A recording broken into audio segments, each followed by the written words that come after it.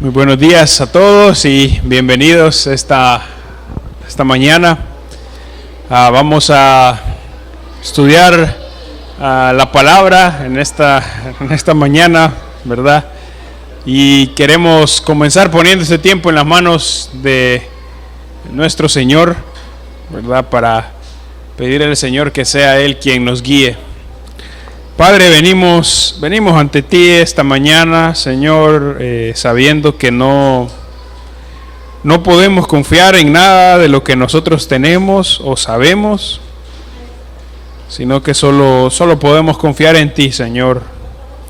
Te pido que obres en nuestros corazones de manera perfecta y poderosa como tú sabes hacerlo, tal como dice tu palabra que es viva y eficaz y convierte los corazones, discierne los pensamientos y las intenciones del corazón. Así que pedimos, Señor, que nos guíes y nos dirijas en tu palabra. Señor, quita los impedimentos en nuestra mente para que podamos solo ver a tu palabra y exaltarte. Te lo pedimos en el nombre de Jesús. Amén. Esta semana, el viernes, empezamos con nuestras conferencias acerca del culto familiar. Y el viernes estuvimos hablando acerca de la responsabilidad del culto familiar. Ayer estuvimos hablando acerca de la implementación del culto familiar y vamos a pensar hoy en cuáles son los beneficios del culto familiar, por lo menos algunos beneficios. Entonces, vamos a salir de nuestro estudio normal del libro de Lucas y vamos a centrarnos en esta mañana pensando en cuáles son los beneficios del culto familiar. ¿Cuáles son los beneficios? Sin duda hay muchos beneficios que pudiéramos mencionar. Hoy solo vamos a mencionar y aprender 5, pero en verdad hay muchos más que podemos ver en la palabra de Dios, pero vamos a centrarnos en 5 que vamos a estudiar hoy. La Biblia nos enseña que la salvación es exclusivamente del Señor. Él es el que salva, Él es quien cambia los corazones, Él es quien nos prepara para que podamos ser regenerados. Solo Dios es el que hace el proceso de la salvación. Nosotros los hombres no tenemos nada que ver en la salvación. La salvación es completamente de Dios. Así que es de Dios quien decide a quién salva. Es de Dios el que da el arrepentimiento y el perdón de pecados. Solo es la obra de Dios. Pero también tenemos los mandamientos en la palabra del Señor que nos mandan a que nosotros somos responsables de enseñar la Biblia a nuestros hijos y a nuestros nietos y a los que nos rodean. Entonces es del Señor la salvación, pero es de nosotros trabajar y ser diligentes en enseñar la Biblia. Dios usa la predicación para la salvación. ¿Cómo se salvan las personas? Por medio de la predicación. ¿Cómo salva el Señor a nuestras familias? Por medio de la predicación. Y el culto familiar es algo que el Señor usa para salvar a nuestras familias. El culto familiar. Así que estuvimos hablando el viernes de esa responsabilidad que Dios da a los padres de hablar la palabra a sus hijos, de instruir a sus hijos. Empezando los padres, a sus hijos, a sus esposas y también con los nietos. Entonces quiero que vayamos a Primera de Samuel. Miremos un ejemplo en estos versículos. Primera de Samuel, capítulo 2. Es un libro muy bonito. Se nos narra de la historia de Samuel, del profeta Samuel. Pero antes de que Samuel naciera, el sacerdote en ese pueblo, en el pueblo de Israel, es un hombre que se llama Elí. Este Elí, su trabajo era guiar al pueblo a la adoración, mostrar los sacrificios y hablar la palabra de Dios. Primera de Samuel, capítulo 2. Ese era el trabajo de Elí. Elí tenía 2 hijos, por lo menos 2 hijos varones que se mencionan aquí. Sus nombres son Ofni y Finés. Estos hombres también son sacerdotes como su papá, porque son de la misma familia, y su trabajo es enseñar y cuidar de la familia del pueblo, y también hablar la palabra del Señor y mostrar los sacrificios que el pueblo traía. Ese era el trabajo de ellos también. Pero miren la descripción que se hace de ellos. Así que Primera de Samuel capítulo 2, versículo 12. Los hijos de Elí eran hombres impíos, y no tenían conocimiento de Jehová. Esta es la descripción que se hace de ellos. Dice, los hijos de Elí eran hombres impíos, y cuando hablamos de impíos hablamos de hombres sin Dios, hombres sin ley, que escuchaban la palabra de Dios pero decidían hacer otras cosas. Sabían qué es lo que Dios mandaba, pero decidían obedecer sus propios deseos y concupiscencias. Querían hacer lo que ellos querían. Esos hombres impíos, hombres que no tienen piedad, hombres malos. Pero no solo eran hombres impíos, dice, y no tenían conocimiento de Jehová. Y cuando dice que no tenían conocimiento, no es que no entendían o no sabían quién era Dios y cómo se había revelado. Son sacerdotes, así que saben quién es Dios, saben cómo se ha revelado, pero han decidido ignorar los mandamientos del Señor, han decidido ignorar lo que Dios dice y cómo Dios hablaba. Así que no tenían conocimiento del Señor porque rechazaban lo que Dios hablaba. Y en los siguientes versículos nos habla de lo que ellos hacían. Y lo que hacían, algunas cosas de las que hacían es que parte de las ofrendas del Señor, ellos las quitaban. Parte de las cosas que el pueblo llevaba al Señor, ellos se aprovechaban. Y eso es lo que Dios les dice, que ellos se aprovechan de los israelitas. Así que Dios llama a un hombre, no sabemos su nombre, pero Dios le dice a este hombre que le diga a Elí, que es el papá de ellos, el sacerdote, que Dios los va a juzgar. Dios los va a juzgar. Y en el mismo día, Ofni y Fines van a morir. Eso es lo que el Señor le dice por medio de este hombre. En el capítulo 3 nos dice acerca de la historia de Samuel, ¿verdad? Un niño que su mamá consagró para el servicio al Señor en el templo. Y cuando Dios le llama a Samuel, el primer trabajo que le da Dios a este niño es que le diga a este viejo que es Elí, tiene que decirle lo que Dios le dice, y lo que Dios le dice es un mensaje de juicio, hablando acerca de sus hijos y de lo que él ha hecho. Entonces miren un poquito más adelante, el capítulo 3, primera de Samuel 3, y vamos a leer el versículo 13 y 14, 12 y 13, perdón. Esas son las palabras de Dios contra Elí.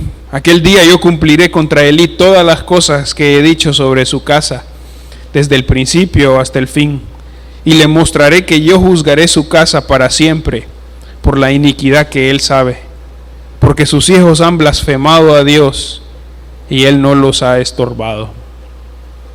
Así que Dios iba a juzgar a Ofni y Fines por su pecado. Ellos eran adultos, Dios lo iba a juzgar por su pecado, pero Elí no los había estorbado. Así que Elí sabía lo que estaban haciendo, pero no les dijo nada. Tal vez les dijo, no hagan eso, a Dios no le gusta eso, pero no los estorbó. Así que Dios iba a juzgar a estos muchachos por su rebeldía, pero uno de los que tenía la culpa era Elí, el papá. ¿Por qué? Porque no los estorbó con la palabra de Dios. ¿Cuál es el trabajo de los padres y los abuelos? Estorbar a los niños en su pecado, estorbarlos con la palabra de Dios. Ese es el trabajo de los padres. Dios va a juzgar a nuestros hijos por las decisiones que ellos tomen. Dios los va a juzgar a ellos. Pero Dios también nos va a juzgar a nosotros, los padres, abuelos, si nosotros no enseñamos la Biblia a ellos, si no los estorbamos. Dios nos va a juzgar. Eso es lo que está pasando aquí. Dios juzga a sus hijos y Elí tiene gran culpa porque no estorbó. No los estorbó. Hoy en día hay una idea que nosotros tenemos que ser amigos de nuestros hijos, no tenemos que regañarlos porque si no nuestros hijos se van a rebelar a nosotros y no nos van a tener confianza. Esa es una idea del diablo. Tenemos que ser amigos de nuestros hijos, claro que sí, pero tenemos que enseñarles. Ellos tienen que entender que nosotros somos los padres y ellos son los hijos. Ellos tienen que obedecer. Tenemos que estorbarlos en sus acciones pecaminosas. Si no los estorbamos, ellos van a ser disciplinados por su pecado, pero también nosotros vamos a ser disciplinados por no estorbarlos, Entonces, tenemos que enseñar diligentemente la Biblia a nuestros hijos y a nuestros nietos. Eso es lo que vemos en la Biblia. Como les dije, vamos a pensar en algunos beneficios acerca del culto familiar y vamos a pensar en 5 beneficios esta mañana. Un beneficio primero es que conozcan la obra de Dios, después que nuestras familias pongan su confianza en Dios. Bien, el culto familiar busca la salvación de nuestras familias. Cuarto beneficio, el ejemplo de una vida piadosa. Y también el quinto beneficio del culto familiar es amor a Dios y a la iglesia. Y lo que vamos a ver es que vamos a ver varios versículos, no vamos a ir por un solo versículo o un solo pasaje como normalmente hacemos. Así que vamos a ir al Salmo 78 y vamos a pensar en el primer beneficio. Salmos capítulo 78.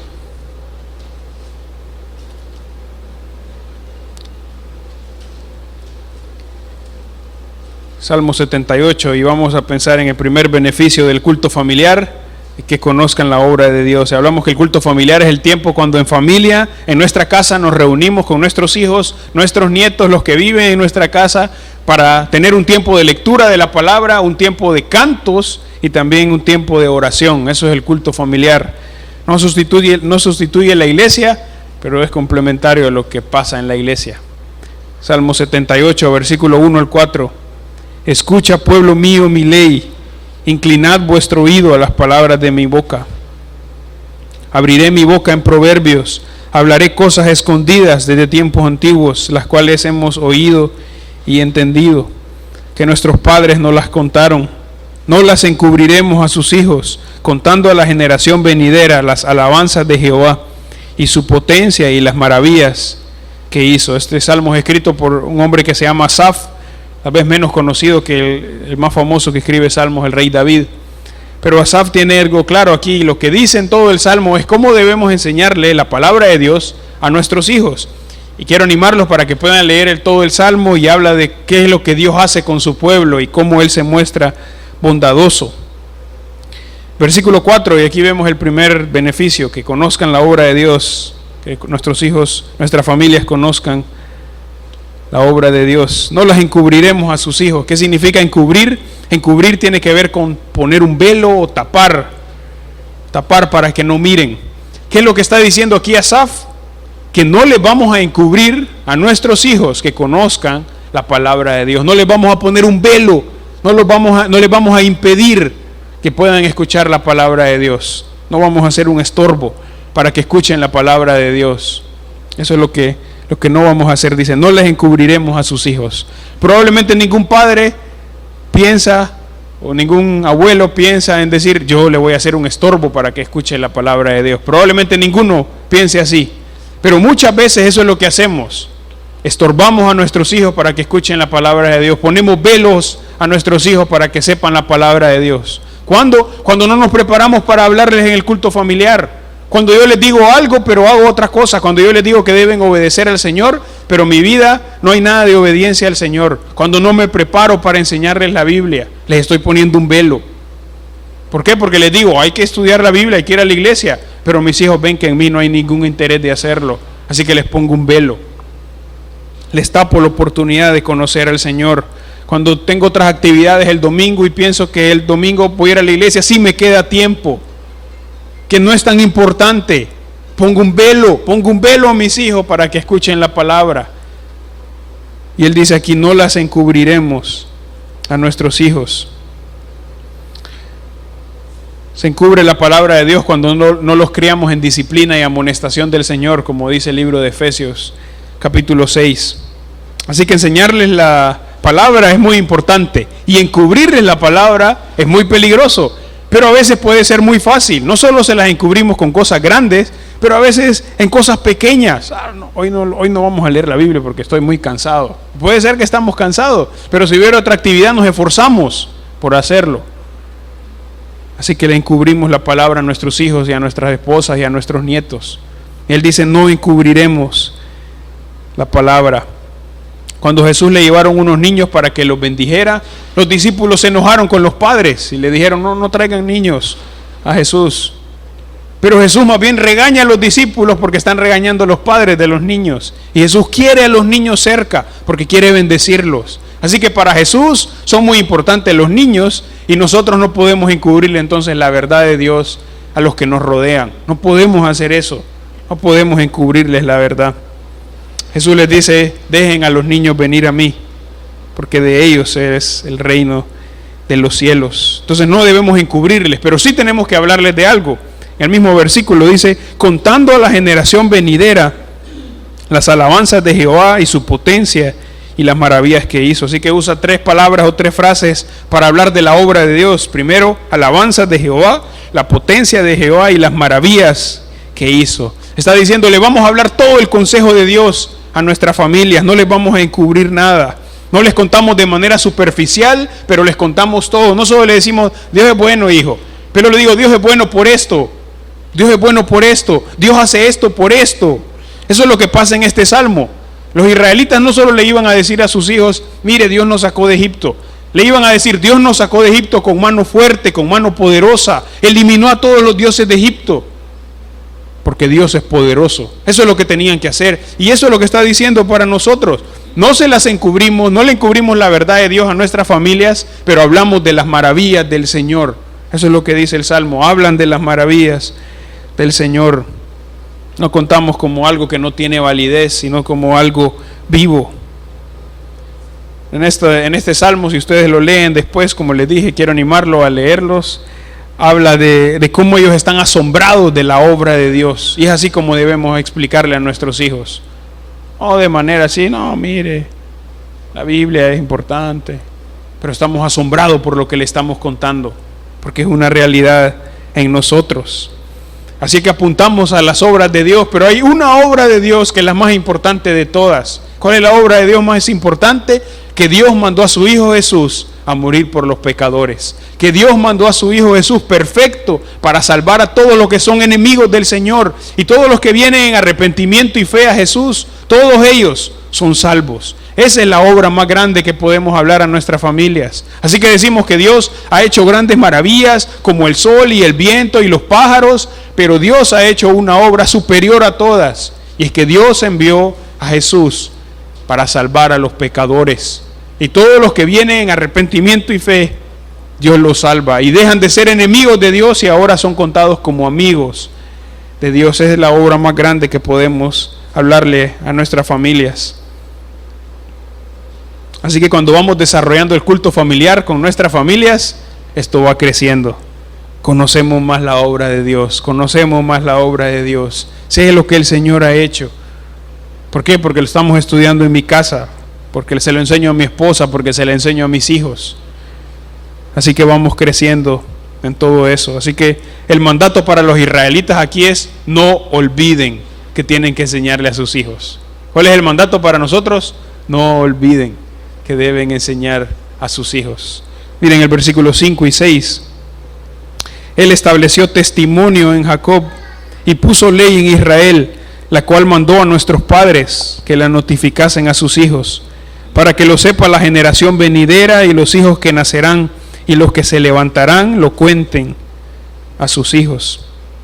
Así que vemos en estos versículos cómo el Señor quiere que su palabra sea transmitida. Pone testimonio en Jacob, puso ley en Israel. La idea es, dio la ley a Israel, ¿para qué? Para que los padres se la cuenten a sus hijos, dice, para que lo sepa la generación venidera. Los que vienen también tienen que escuchar la palabra, para que los que nacerán, dice, también lo sepan, y los que se levanten la cuenten a sus hijos. ¿Ven cuántas generaciones? Una generación lo escucha porque recibe la palabra de Dios, se la cuenta a sus hijos, se la cuentan a sus hijos, se la cuentan a sus hijos. Ese es el trabajo de los padres, de generación en generación, contar la verdad de Dios, contar la verdad de Dios. ¿Por qué generaciones después en Israel no siguieron a Dios? ¿Por qué no lo hicieron? Porque dejaron de hacer esto. Y algunos padres no siguieron enseñando la Biblia. Tal vez en la primera generación contaron acerca de Dios, pero en la segunda ya los hijos ya no contaron mucho. Dijeron, no, los vamos a aburrir, mejor no les contemos más. Y en la tercera generación no hubo nada acerca de Jehová. Es más, en el libro de Jueces, cuando vemos la historia al principio del libro de Jueces, dice que todos los israelitas de esta nueva generación no conocían a Jehová. Ya habían muerto los ancianos que estaban con Josué, y la siguiente generación no hizo el trabajo de enseñarle a sus hijos. Y se levantó una generación que no sabía nada acerca de Jehová. No sabía nada acerca de Jehová. ¿Por qué vemos tantas familias cristianas que en una generación todos amaban a Dios, en la siguiente generación ya no tanto, y en la tercera generación ya nadie va a la iglesia, nadie se compromete con el Señor? Solo dicen, sí, mis abuelos eran cristianos. ¿Por qué? Porque hemos dejado el culto familiar. Porque hemos dejado de darle importancia a enseñar la Biblia a nuestros hijos. Y por eso entonces nos vamos volviendo cada vez más fríos.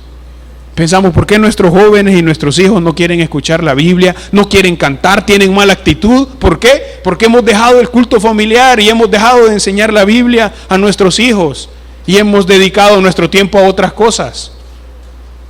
Por eso en estos versículos vemos claramente, necesitamos enseñar la Biblia a nuestros hijos y nietos. Esa es la tarea. Culto familiar no es algo bonito o algo idealista, es una responsabilidad que tenemos que hacer. Un segundo beneficio del culto familiar es que queremos que nuestra familia ponga su confianza en Dios. Miremos el versículo 7. A fin de que pongan en Dios su confianza y no se olviden de las obras de Dios, que guarden sus mandamientos. ¿Para qué les enseñamos la Biblia? ¿Para qué nos esforzamos en aprender? Como dice el versículo 7, para que pongan en Dios su confianza. Esto es poner completamente su vida en el Señor. No solo poner su vida y orar para que Dios me bendiga en mis proyectos, para que Dios me guíe en lo que voy a hacer. No, toda mi vida gira alrededor de quién es el Señor. Que amen al Señor con todo su corazón, como estuvimos hablando el viernes. Eso es que confíen en Dios, que pongan su confianza en Dios, que teman al Señor. Ese es el trabajo de nosotros. Enseñamos la Biblia, ¿para qué? Para que ellos pongan su confianza en Dios, para que ellos pongan su confianza en el Señor, que vivan para el Señor. Estoy seguro que ese es el deseo más grande de cada cristiano, de cada padre y abuelo cristiano, que sus hijos y que sus nietos amen al Señor. Ese es un buen deseo, pero tenemos que trabajar para eso. Tenemos que trabajar y esforzarnos para eso. Esa es la meta, que conozcan de la palabra de Dios, que pongan su confianza en el Señor. Esto no es para producir niños que se hagan pastores, no, es para producir niños que amen a Dios. No importa si Dios los llama y son abogados, ingenieros, doctores, cualquier cosa, pero que aman a Dios, que pongan su confianza en el Señor, dice. Pongan su confianza en el Señor. Y después dice, y no se olviden de las obras de Dios, que guarden sus mandamientos. Ponen su confianza en el Señor y como su vida está completamente dedicada al Señor, no se olvidan de lo que Dios ha dicho y guardan los mandamientos, obedecen los mandamientos del Señor. Son hijos que aman al Señor con todo su corazón. ¿Por qué? Porque obedecen los mandamientos del Señor. Proverbios capítulo 3, versículo 5 al versículo 7. Versículo muy famoso. Dice, fíate de Jehová de todo tu corazón y no te apoyes en tu propia prudencia. Reconócelo en todos tus caminos y Él enderezará tus veredas. No seas sabio en tu propia opinión. Teme a Jehová y apártate del mal. ¿Cuál es nuestro deseo para nuestras familias? Que confíen en el Señor. Que no se apoyen en lo que ellos saben, que no se apoyen en lo que ellos tienen. Que solo confíen en Jehová. Que solo confíen en el Dios verdadero, que teman al Señor. Así que por eso enseñamos la Biblia a nuestros hijos, para que pongan su confianza en Dios. Pongan su confianza en Dios. Ahora miren lo que hicieron los padres de estos a quien Asaf les está hablando, versículo 8. Y no sean como sus padres, generación contumaz y rebelde, generación que no dispuso su corazón, ni fue fiel para con Dios su espíritu. Así que los padres de ellos fueron generación contumaz y rebelde. Habla de una rebeldía extrema. No dispuso su corazón para Dios. Desde su corazón no había ningún deseo de amar a Dios. Y Asaf está diciendo, no sean de esa manera. No sean como sus padres que fueron rebeldes a Dios. No sean de esa manera, sino que pongan su confianza en el Señor. Y estoy seguro que ese es el deseo de cada padre cristiano, que sus hijos amen a Dios. No que Dios los bendiga por las cosas que hagan y que les dé dinero. No, que sus hijos amen a Dios. Que pongan su confianza en el Señor. Vamos a pensar en otro beneficio. Otro beneficio, tercer beneficio, es buscar la salvación. El culto familiar busca la salvación de nuestras familias. Vamos a ir a 2 de Timoteo, capítulo 3, versículo 15.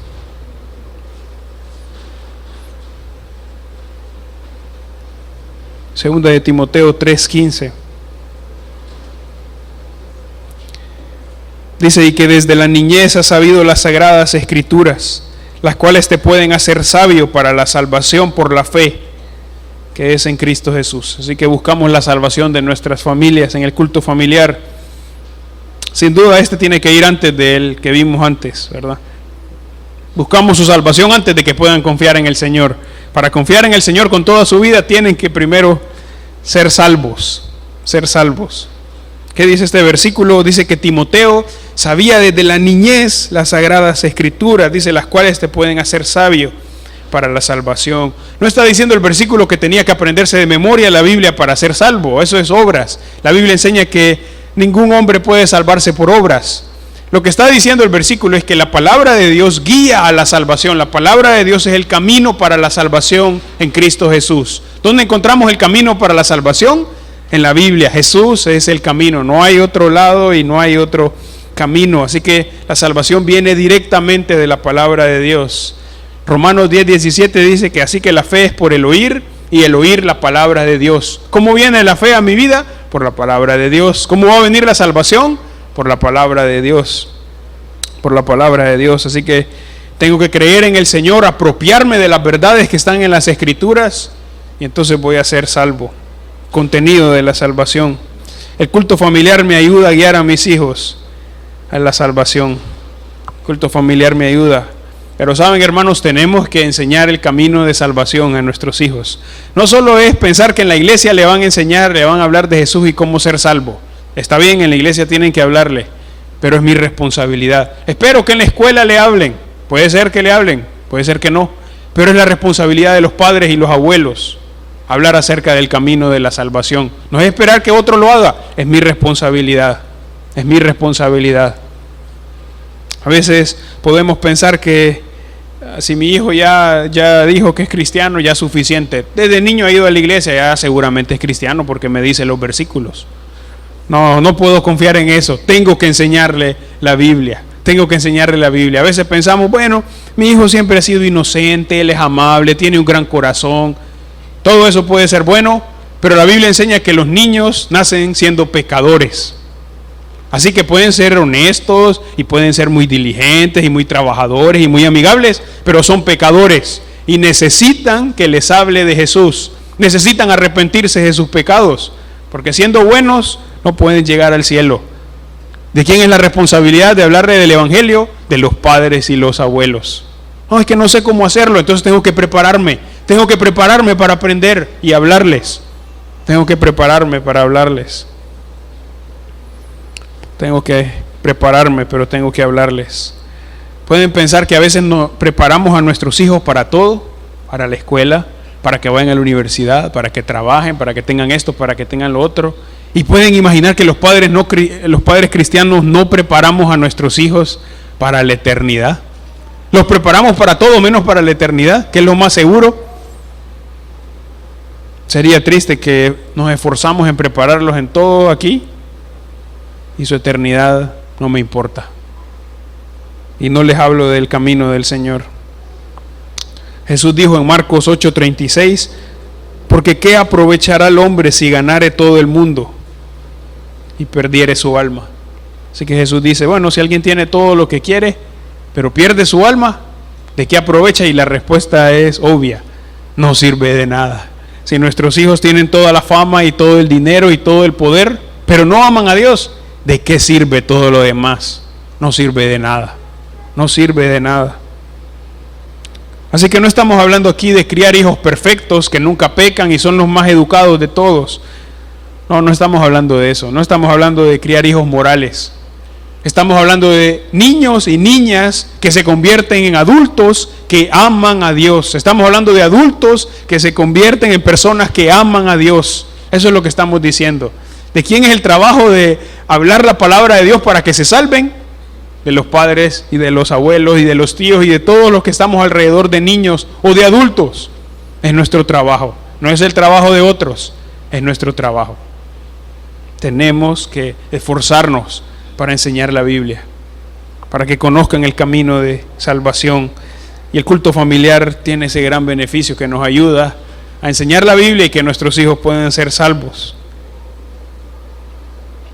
Vamos a pensar en otro beneficio, el ejemplo de una vida de piedad. Estamos en 2 Timoteo 3, un poquito más atrás, 2 Timoteo 1. 2 Timoteo 1, versículo 5. Este es el otro beneficio, el ejemplo de una vida de piedad. Pablo está escribiendo a Timoteo y habla de cómo lo recuerda y quién es Timoteo para él. 2 Timoteo 1:5, trayendo a la memoria la fe no fingida que hay en ti, la cual habitó primero en tu abuela Loida y en tu madre Eunice, y estoy seguro que en ti también. Pablo recuerda aquí la fe no fingida que había en Timoteo. Había una fe verdadera en Timoteo, ¿verdad? No era fingida, así que por este versículo entendemos que puede haber fe que es fingida, que no es verdadera.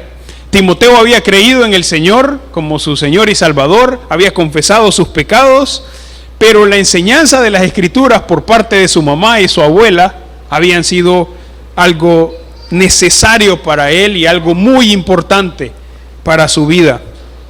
En el libro de Hechos, en el capítulo 16, se nos narra de un poquito de la historia de Timoteo. Y se nos dice que Timoteo, su padre era griego y su madre era judía. No solo judía, pero dice el versículo en Hechos 16, judía creyente. Pero su padre era griego, así que lo más seguro, su papá no era un cristiano. No era un cristiano, sino que tenía otros dioses. Pero su mamá no se quedó pensando en eso. Bueno, como mi esposo no le va a enseñar la Biblia a mi hijo, pues yo tampoco se la voy a enseñar. No dice eso. Su mamá se puso a enseñarle la palabra de Dios a sus hijos, a su hijo Timoteo. Su papá tal vez no quería, pero ella se puso. ¿De dónde había nacido el amor de ella por enseñar a sus hijos? De que su abuela o su mamá, le había enseñado también la palabra. Así que vemos las generaciones aquí. Loida, la abuela de Timoteo, le enseñó a la madre de Timoteo, que se llama Eunice, y Eunice le enseña a su hijo Timoteo. Qué bonito vemos las generaciones diligentes enseñando la Biblia aquí. Ninguna pensó, bueno, ojalá en la iglesia se lo enseñen. No, se lo enseñó diligentemente. Así que las enseñanzas de Loida y de Eunice seguramente eran diligentes y fuertes en la palabra de Dios, y se la enseñaron a Timoteo. Saben, Timoteo se convirtió en un joven que amaba a Dios y que sirvió con el apóstol Pablo en los viajes misioneros. Timoteo también se volvió pastor en una ciudad que se llama Éfeso. Y ustedes pueden leer en varias cartas de Pablo. Pablo en los saludos le habla a Timoteo, pero también en las introducciones también habla que está con Timoteo. Así que este joven que había sido tan influenciado por su mamá y por su abuela en las Escrituras, ahora era un siervo de Dios. No solo influencia de cosas buenas, pero influencia de las Escrituras. Influencia de las Escrituras. Eso es lo que habían hecho ellas, enseñar la Biblia a su hijo Timoteo. Estoy seguro que todos los padres cristianos quieren tener y quieren dejar un legado de piedad a sus hijos. Quieren enseñarle la Biblia, que sepan que ustedes tenían una fe no fingida. No que éramos perfectos, no que siempre sabíamos todo, no que nunca pecamos, pero que teníamos una fe no fingida, una fe verdadera. Y eso es lo que Timoteo miraba, una fe no fingida. Una fe no fingida.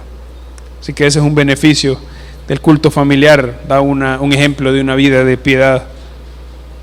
Pensemos en el último beneficio, amor a Dios y a su iglesia. El culto familiar hace que los que participan en él tengan amor a Dios y amor también a la iglesia. Vamos a 3 de Juan, antepenúltimo libro de la Biblia. 3 de Juan, solo tiene un capítulo. 3 de Juan, y vamos a leer versículo 3, versículo 4. 3 de Juan 3, 4. Mucho me regocijé cuando vinieron los hermanos y dieron testimonio de tu verdad, de cómo andas en la verdad. No tengo yo mayor gozo que el oír que mis hijos andan en la verdad. Así que cuando practicamos el culto familiar, en nuestra familia crece el amor al Señor y el amor a la iglesia.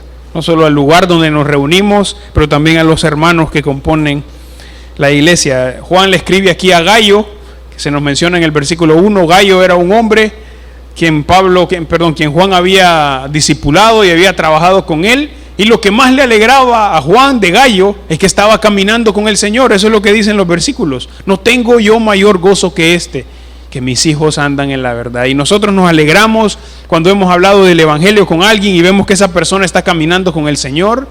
Eso es un motivo de alegría. Y este versículo también podemos pensarlo en hijos o nietos que son físicos, verdaderos de nosotros, que son de nuestra familia. ¿Cuánto nos vamos a gozar cuando vamos a ver a nuestros hijos y a nuestros nietos que caminan con el Señor? Un gozo grande, un gozo grande. Va a traer más gozo que si tienen todo el dinero y son los más inteligentes de todos. Pero si caminan con el Señor, va a traer gozo a nuestras vidas, porque están caminando con el Señor.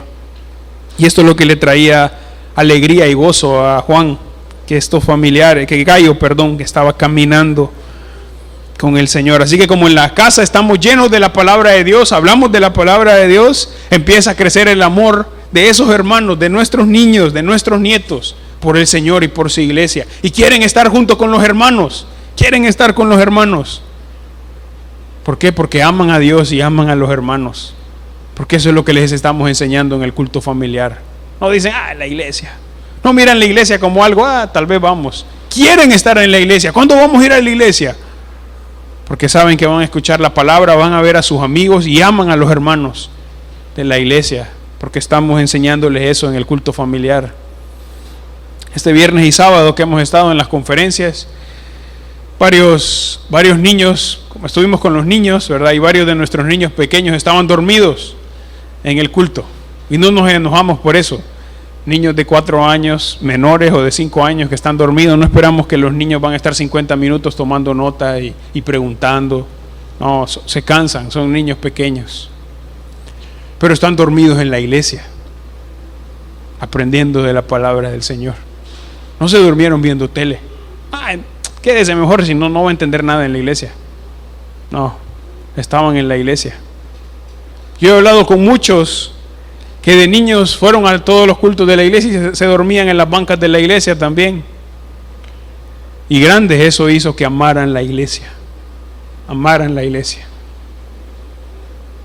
Amaran la iglesia. Otra vez no estamos hablando aquí de los hijos que se vuelven pastores. No, Dios va a llamar a algunos a ser pastores y a otros no. Dios solo llama a algunos a ser pastores, no todos. Pero Dios sí llama a todos a que lo sirvan. Dios sí quiere que todos nosotros seamos los que aman a Dios. Así que si Dios llama a mi hijo a ser ingeniero, doctor, abogado, maestro, lo que sea, que sean hombres y mujeres que aman a Dios. Mis nietos que sean hombres y mujeres que aman a Dios. Eso es lo que nos manda el Señor. El profeta Samuel, ahí en el templo, ¿creen que no llegó a amar las cosas del Señor y amar a la gente que llegaba? Claro que sí, claro que sí, claro que sí. Así que el culto familiar es algo importante y es algo necesario. Necesitamos practicarlo. Necesitamos practicarlo. Son algunos de los beneficios que hemos mencionado, pero hay muchos más en la palabra. Pero lo que aprendemos es que necesitamos hacerlo. ¿Cuándo debemos empezar? Les conté el viernes que hubo una mujer que se le acercó al pastor Adrián Rogers, que predica en un programa que se llama El Amor que Vale.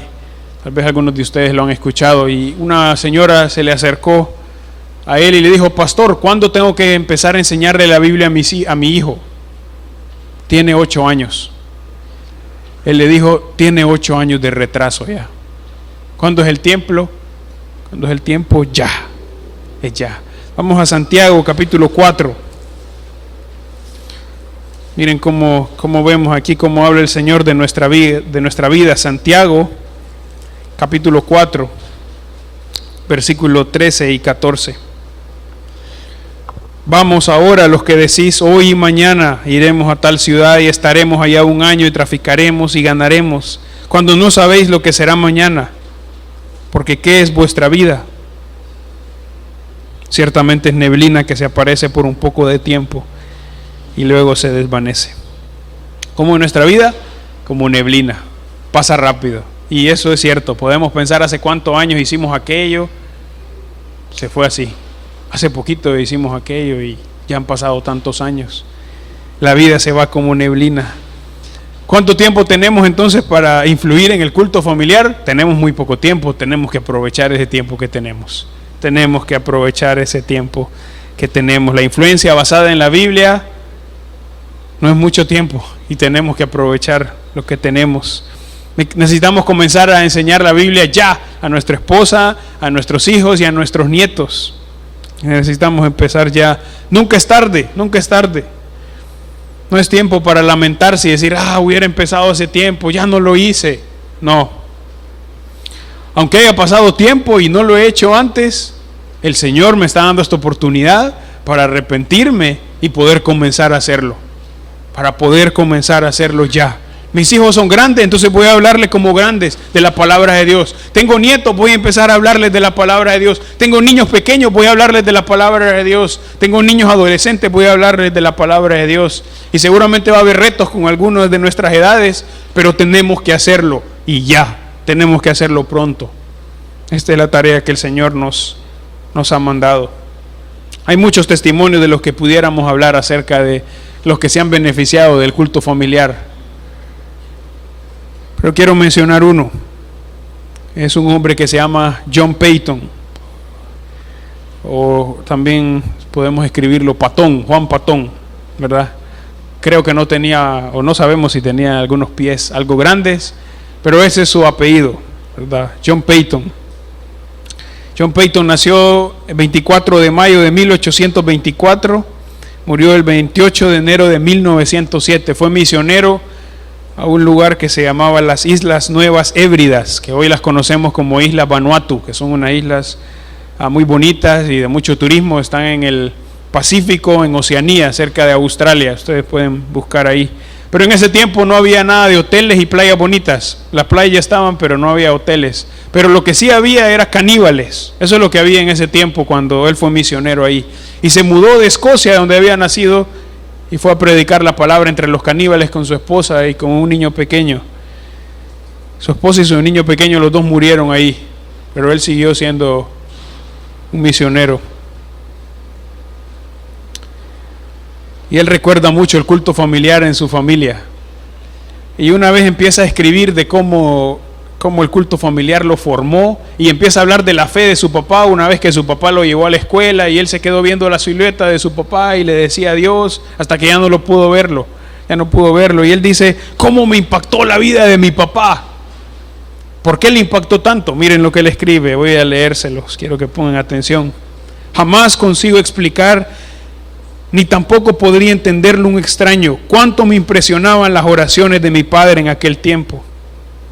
Cuando él, arrodillado en el culto familiar y todos nosotros hincados a su alrededor, derramaba su alma entera orando con lágrimas por la conversión del mundo pagano al servicio de Jesús, así como por cada necesidad personal y doméstica. Todos sentíamos que estábamos en la presencia del Salvador viviente, y así aprendimos a conocerlo y amarlo como nuestro divino amigo. Al levantarlos de nuestras rodillas, yo solía mirar el rostro iluminado de mi Padre y deseaba ser espiritualmente como Él, anhelando que en respuesta a sus oraciones se me privilegiara y preparara para llevar el bendito evangelio a algún segmento del mundo pagano. Así que se levantaba de la oración y miraba a su papá. Este es un hombre de Dios, quiero ser como mi papá. Y eso es lo que lo formó a él. En otros de sus escritos él habla cómo su papá todos los domingos leía el Progreso del Peregrino y se sentaban todos juntos, sus hermanos y su mamá, y se sentaban juntos a leer la Biblia y el Progreso del Peregrino, un libro que todos deberíamos leer. Quiero animarlos a que lo lean con sus hijos y ustedes también. En la página que estuvimos dando el viernes, página web, ahí está gratis el libro del Peregrino para niños, para adultos, para todos. El papá de John Payton, dice John Payton, que su deseo era ser ministro del evangelio. Ese era el deseo del papá. Pero como Dios no lo llamó, dice que él se propuso enseñar a sus hijos para que Dios llamara a alguno de sus hijos a ser ministro. Y por lo menos él, John y su hermano James fueron ministros del evangelio. Pero todos los demás fueron impactados por el culto familiar. ¿Por qué no tenemos niños así ahora? Porque no invertimos en el culto familiar. Porque invertimos en otras cosas, porque no hay tiempo para estar leyendo la Biblia y orar. Y después nos preguntamos, ¿cuándo mis hijos dejaron de amar la iglesia? ¿Cuándo dejaron de que no les importara cantar y otras cosas les gustaran más? Necesitamos invertir en el culto familiar. Así que no hay tiempo de lamentarnos, pero es tiempo de arrepentirnos si no lo hemos hecho y comenzar. Hay un libro pequeño que se llama El culto familiar, de un ministro que se llama Joel Beeke, y él termina el libro de esta manera, animándonos. Miren lo que dice: sin importar lo que suceda, no te desanimes ni renuncies al culto familiar. Vuelve a empezar, sigue adelante, sé realista. No esperes perfección de tus esfuerzos ni de la respuesta de tus hijos. Toda tu perfección está en tu gran sumo sacerdote que intercede por ti y ha prometido mostrar gracia para con los creyentes y la descendencia de estos.